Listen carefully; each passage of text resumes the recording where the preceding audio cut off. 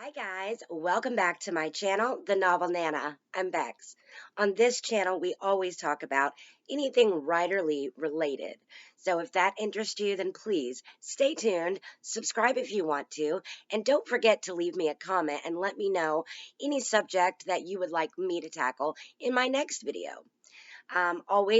As always, if you don't mind, just go ahead and give me a thumbs up and like this video. It always helps out my channel. Without further ado, guys, I am going to give you part two of the author collab co-writing type stuff for you. Tips that or things that you do need to consider when wanting to co-write a story with someone.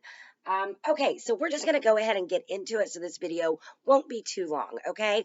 I've written down a few things for you to consider, and I'm just going to read them off real quick, and then next week I will have another video, part three, all things that you need to know or at least consider before you jump into co-authoring with another author. Okay, so when co-writing, the first thing or one of the first things that you do need to remember is to workshop your ideas. Now, this is assuming that you have already found someone that you would like to collab with. In another video, I will be going into how to find those co-authors. But anywho, for the sake of this video, we're just going to go with what's on the board. So workshop your ideas. Now, this could be anywhere from the idea, the initial idea. It could also be the narrative, the tone, the mood, the genre. These are things that you do need to discuss beforehand.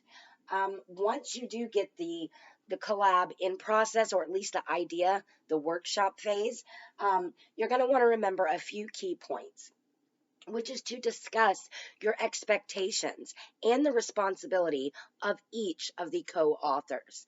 Now, number two, you need to decide through constant communication how you want to work together as a team to build this story. Are you going to go chapter by chapter, for instance? Are you going to go draft by draft? Maybe even divide it up. If someone's better at characters, someone might be better at world building. You can divide and conquer the different tasks according to your strengths. So that's one way of looking at it. You can divvy it all up, as I said, by your strengths. But you need to decide through thorough communication.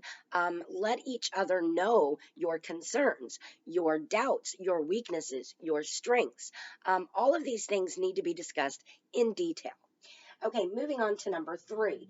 We need to understand and incorporate material for a cohesive and consistent content throughout the book.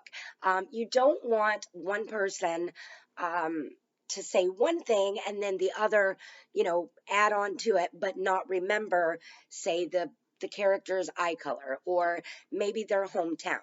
Whatever the case may be, you want your story, even though it has a couple of authors or co-authors, you want to make sure that it's consistent all the way through. So anyway, that's something you will need to discuss as well.